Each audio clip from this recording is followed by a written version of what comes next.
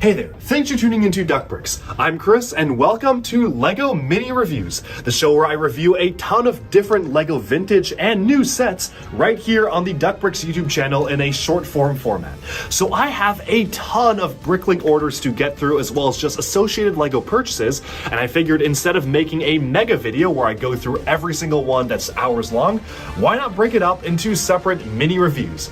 And so in addition to our normal 3 videos a week schedule, be sure to stay tuned for a mini review dropping every single day where we do not normally have a standard video releasing. I hope you enjoy, and let's jump right into our first pick. Next up, we have set number 8458. On the subject of Technic, this was one of their flagship sets from the year 2000, featuring a massive silver F1 racing car, which you can see right here.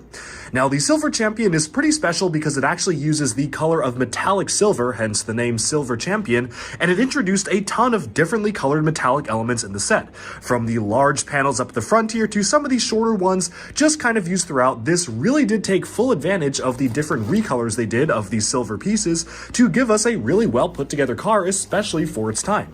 Since this came out in the year 2000, sure, some of the building techniques are a little rudimentary, but I'm actually pretty impressed by the amount of different techniques that went into this, from full suspension on the front and the back of the car, as well as an entirely lifting canopy, which you can see here, that all lifts up thanks to these spring-loaded articulating pistons right here, and it can just be closed down like so, and it works perfectly fine. Lifting it back up again, you'll notice that as you spin the wheels, it actually moves the engine cylinders. Nowadays, Technic cars have a much more complicated gearbox to achieve basically the same effect with exactly the same pieces. Now, what's really interesting is that these are actually molded in clear, so you could actually see the pistons moving in and out. Eventually, LEGO discontinued the clear pieces and replaced them in favor of just the light gray versions, but very recently, just last year for the Batman Technic car, they reintroduced these particular piston pieces in clear. So kind of cool to see that be resurrected, and it is something that is, I guess, now still appearing in modern sets today. You can also see a hint at the way the piston system works here, the hydraulics here. Having some sort of a spring-loaded articulation on the back of the car is really cool. I like the way that they actually mounted these horizontally, which is really unique for a car of this size.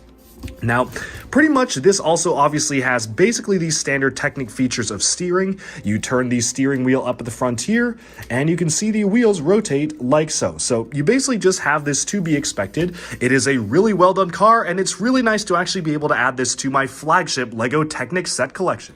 Alright, and with that, we have summed up this mini LEGO review. Thank you all so much for tuning in, and do let me know down in the comments below what do you think of this set. Do you like it? Do you dislike it? And if you own it, what have been your experiences with building and playing with the set itself? Also, let me know in the comments if you like this format of mini reviews. I'm trying to put them out on a fairly regular basis, so thank you so much for tuning in, and I'll talk to you again very soon. Like and subscribe for even more LEGO news, reviews, discussion, and analyses coming your way very, very soon.